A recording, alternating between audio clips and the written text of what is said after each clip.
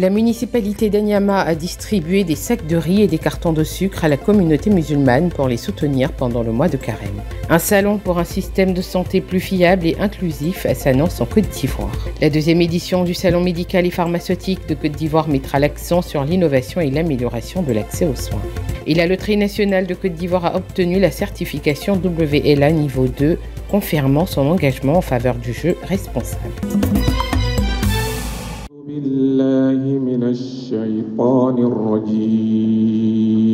Mois de carême, moment de partage et de solidarité. Dans cet esprit, plusieurs membres de la communauté musulmane ont reçu des sacs de riz et des cartons de sucre offerts par la municipalité. Une action sociale visant à les soutenir pendant la période de jeûne et de prière. Nous faisons le tour des communautés et nos guides religieux pour leur faire des dons au nom du président de la République, son Excellence Alassane Ouattara.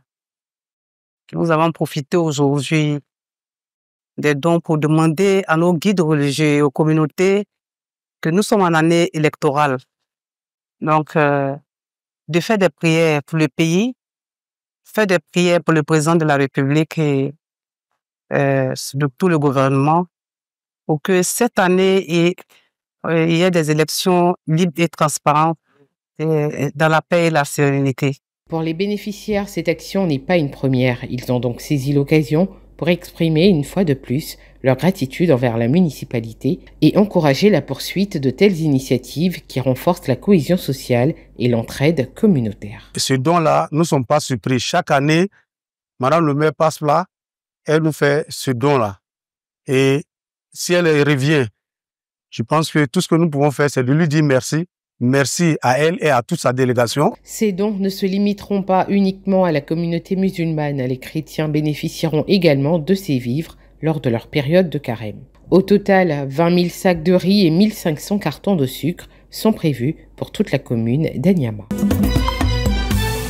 Kwasi Israël Daniel se lance dans la course à la présidence. Le week-end dernier à Dambokro, il a officiellement annoncé sa candidature pour l'élection présidentielle d'octobre 2025. À travers son mouvement politique Génération Consciente en Marche, il ambitionne de valoriser les compétences ivoiriennes et de bâtir un avenir fondé sur le mérite et l'inclusion. L'heure est maintenant à la valorisation de nos idées pour que notre projet soit porté par tous les Ivoiriens. Car c'est pour eux que nous nous battons. Et c'est pour notre pays que nous nous sommes engagés. Refaire de ce pays celui de la vraie fraternité, où la qualité d'Ivoirien seule suffisait pour ouvrir les bras à l'autre. C'est à cette Côte d'Ivoire que nous rêvons. Il entend également associer les citoyens naturalisés à cette dynamique et s'appuyer sur la jeunesse pour concrétiser sa vision. Notre projet de société, que nous appelons la Côte d'Ivoire d'abord, est un projet qui met en priorité notre patrie. Porté par une détermination sans faille, Kwasi Israël Daniel veut incarner le renouveau politique et faire de la Côte d'Ivoire un modèle de développement inclusif et ambitieux. La deuxième édition du Salon médical et pharmaceutique de Côte d'Ivoire a été lancée à Abidjan les 23 et 24 avril 2025. Les acteurs entendent se rassembler pour repenser ensemble l'avenir du système de santé ivoirien.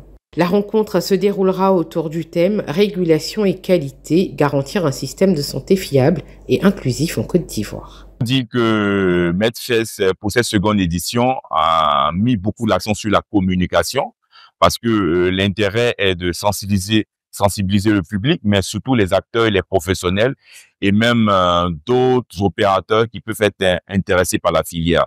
Cet événement met l'accent sur l'innovation et les solutions pour améliorer l'accès aux soins.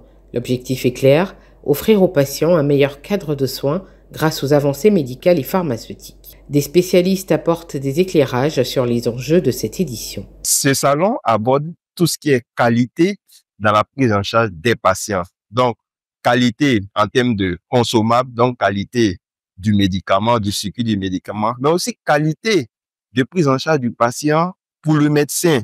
Et cette qualité-là passe par donc cette association, ces conventions que nous établissons entre nous-mêmes. Parce que qui dit qualité de prise en charge, dit qualité bon diagnostic, Donc, bon diagnostic, bonne prescription médicamenteuse avant de parler de la dispensation du médicament qui est en réalité la dernière étape de la prise en charge. Avec des rencontres B2B, des expositions de produits médicaux et pharmaceutiques venus d'Afrique et d'Europe, le Medfex 2025 se positionne comme un rendez-vous incontournable pour les acteurs du secteur. La LONASI franchit une nouvelle étape dans sa démarche de promotion du jeu responsable. La Loterie nationale de Côte d'Ivoire est détentrice du certificat WLA Jeu responsable niveau 2. Cette distinction lui a été remise par Driss Hamdoun, secrétaire permanent de l'ALA et expert en jeu responsable auprès de la World Lottery Association. Obtenir la certification niveau 2 est un accomplissement majeur. Elle témoigne de l'engagement profond de la LONASI à garantir un environnement de jeu sûr et responsable pour ses joueurs. Pour atteindre ces objectifs, la LONASI a mis en place une série de mesures concrètes, des outils de prévention, des mécanismes d'accompagnement des joueurs, des formations pour le personnel et une communication transparente sur les risques liés au jeu. L'obtention de cette certification marque une étape décisive dans l'engagement de la LONASI à intégrer pleinement les principes du jeu responsable. Selon Draman Koulibaly, cette distinction résulte d'une auto-évaluation rigoureuse qui a permis d'identifier les défis à relever afin d'assurer un cadre de jeu plus sécurisé aux consommateurs. La LONASI reste la seule loterie en Afrique subsaharienne à atteindre ce niveau. Donc ça doit être une fierté.